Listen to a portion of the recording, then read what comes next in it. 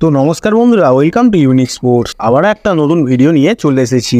তো বন্ধুরা, আজকের এই ভিডিওতে মোহনবাগান নিয়ে বেশ কিছু গুরুত্বপূর্ণ আপডেট জানানোর রয়েছে। তো ভিডিওটা স্কিপ না করে পুরোটা দেখার চেষ্টা করবে, আর ভিডিওটা ভালো লাগলে লাইকও করে দেবে। তো বন্ধুরা, এই ভিডিওটা আমার সকালেই ছাড়ার কথা ছিল, কিন্তু একটু দেরি হয়ে গেছে। তার মূল কারণটা হচ্ছে আমার এখন এক্সাম চলছে, তো এক্সাম দিয়ে এসে বলছি, তাই একটু দেরি হয়ে গেছে। সরি, তোমাদের কাছে আগেবারেই বলে দিচ্ছি। তো চলো ভিডিওটা শুরু করা যাক। তো বন্ধুরা, এই মুহূর্তে মোহনবাগানের সাথে কিন্তু অনেক প্লেয়ারেরই নাম জড়াচ্ছে, আর অনেক রিউমার সত্যিও হতে পারে। সেটা কোনো কনফার্ম আপডেট হিসাবে আপাতত বেরিয়ে আসছে কি আসছে না, সেটা তোমাদেরকে এই ভিডিওতে জানাবো। তো বন্ধুরা দেখো, মোহনবাগানের প্লেয়ার ছিল আনোয়ার আলী, তিনি এখন ইস্ট বেঙ্গলে চলে গেছেন। আর মোহনবাগানের ইন্ডিয়ান ডিফেন্ডারের দরকার রয়েছে এই মুহূর্তে, তাই মোহনবাগান যে করে হোক একটা বা দুটো ভারতীয় সেরা ডিফেন্ডার নিতে চাইছে টিমে, যাতে টিমটা আরো শক্তিশালী হয়ে ওঠে। সেই জন্য বন্ধুরা, মোহনবাগানের সাথে অনেক ডিফেন্ডারেরই নাম জড়াচ্ছে আপাতত।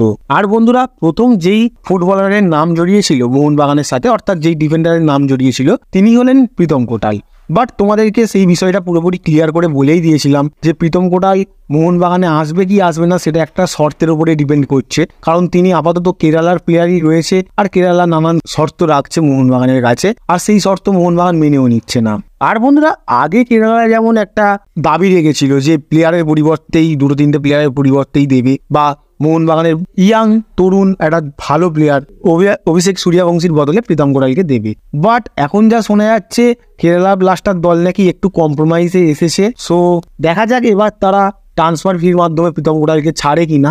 না হলে তো মোহনবাগান কোনো প্লেয়ারের সোয়াপ ডিলের পরিবর্তে প্রীতমকে নেবে বলে মনে হচ্ছে না।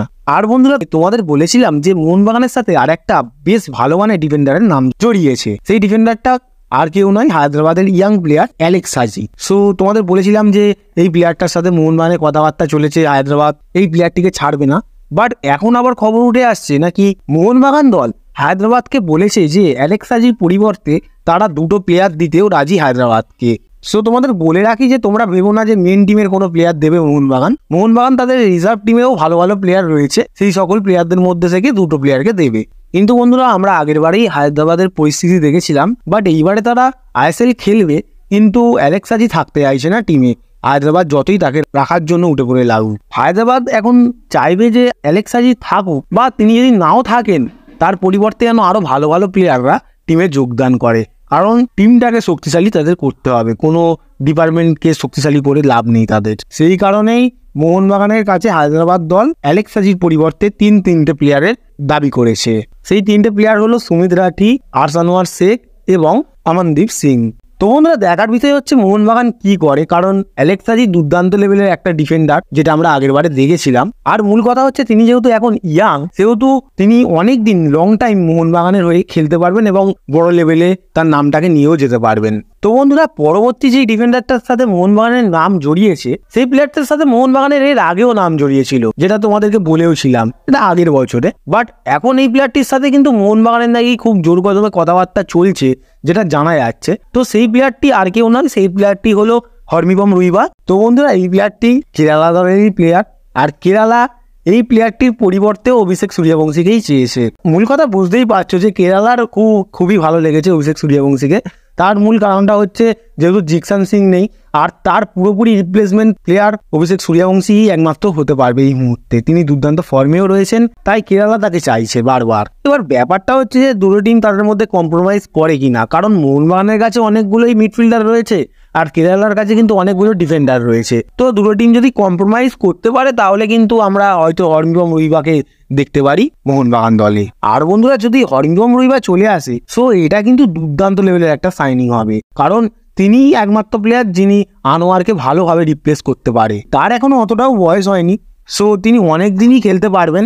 আর মোহনবাগানে দীর্ঘকাল যদি তিনি খেলতে পারেন, তো তার নামটাও যেমন হয়তো তার পারফরমেন্সের দ্বারা যেতে পারে হাই লেভেলে আরো। তো বন্ধুরা, এবার দেখার বিষয় হচ্ছে যে এত কিছু শর্ত দাবি রয়েছে প্রত্যেকটা টিমেরই, এই সব দাবি শর্ত মেনে কি মোহনবাগান দল অভিষেক সূর্যবংশী বা বলো যে সকল প্লেয়ারদের চেয়েছে, সেই সকল প্লেয়ারদেরকে ছেড়ে দিয়ে আমার তিনটে ডিফেন্ডারের মধ্যে যে কোনো একটা ডিফেন্ডারকে আনার চেষ্টা করবে, নাকি মোহনবাগান দল অন্য কোনো প্ল্যানে এগোতে চলেছে, সেটা দেখার বিষয় রয়েছে। তো বন্ধুরা, বেশি দিন টাইম নেই, আর মোহনবাগান চেষ্টাও করবে যে খুবই তাড়াতাড়ি এই তিনটে ডিফেন্ডারের মধ্যে একটা ডিফেন্ডারকে টিমে আনতে।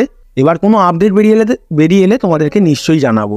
এবার বন্ধুরা তোমাদের মাথায় কোশ্চেন আসবে, যদি মোহনবাগান দল অভিষেক সূর্যবংশীকে ছেড়ে দেয় তো তখন তারা কোন প্লেয়ারকে নেবে। এবার ছেড়ে দেওয়ার বিষয়টা হচ্ছে তাদের কাছে অনেক প্লেয়ার অ্যাভেলেবেল রয়েছে মাঝ মাঠে খেলার জন্য। অভিষেক যতই ভালো খেলুক বাট তাদের কাছে অ্যাভেলেবেলও রয়েছে অনেক বড় বড় মানের প্লেয়ার। ধরো ছেড়েই দিল অভিষেক সূর্যবংশীকে মোহনবাগান দল, তখন তারা কাকে নেবে সেটিকে নিয়ে। এবার ব্যাপারটা হচ্ছে মোহনবাগান কিন্তু আগেভাগেই প্ল্যান করে রেখেছে, যদি অভিষেক সূর্যবংশীকে তারা ছেড়ে দেয় তখন তারা কিন্তু আয়ুষ ছেত্রীকে নিতে পারে। এইটা একটা রিপোর্টের মাধ্যমে উঠে আসছে, মোহনবাগান নাকি ইন্টারেস্ট প্রকাশ করেছে আয়ুষ ছেত্রীকে নেওয়ার জন্য। তো বন্ধুরা এই 21 বছর বয়সী ইয়াং প্লেয়ারটি কিন্তু দুর্দান্ত লেভেলের একটা প্লেয়ার। তিনি মূলত সেন্টার ডিফেন্ডিং মিডফিল্ড খেলে থাকেন। আর এই মুহূর্তে চেন্নাইয়ের সাথে তার ঝামেলা চলছে, চেন্নাইকে তিনি আনফলোও করে দিয়েছেন আর চেন্নাইও তাকে ছাড়তে চাইছে। তো সব মিলিয়ে তার বিষয়টা কিন্তু গন্ডগোল হয়ে রয়েছে, তিনি হয়তো চেন্নাই ছেড়েই দেবেন আর কিছুদিনের মধ্যে ফ্রিও হয়ে যাবেন। তার প্রতি ইন্টারেস্ট যেমন মোহনবাগান দেখাচ্ছে তেমন গোয়াও রয়েছে তাকে নেওয়ার জন্য লাইনে। এবার ব্যাপারটা হচ্ছে কোনো ডিফেন্ডারের জন্য যদি অভিষেককে ছেড়ে দেয় তাহলে তখন কি মোহনবাগান দল আয়ুষ ছেত্রীকে নিতে পারে, সেটা কিন্তু একটা দেখার বিষয় থাকবে। আর এইরকম কোনো আপডেট বেরিয়ে এলে তোমাদেরকে নিশ্চয়ই জানাবো। তো বন্ধুরা ট্রান্সফার উইন্ডো বেশি দিন আর বাকি নেই, তো মোহনবাগান খুবই তাড়াতাড়ি চাইবে যে কোনো প্লেয়ারকে টিমে আনতে যেটা তাদের দরকার রয়েছে। এবার কি হয় সেগুলো নিয়ে কোনো আপডেট এসে গেলে তোমাদেরকে জানাবো। আর আজকের ভিডিওটা এতটুকুই।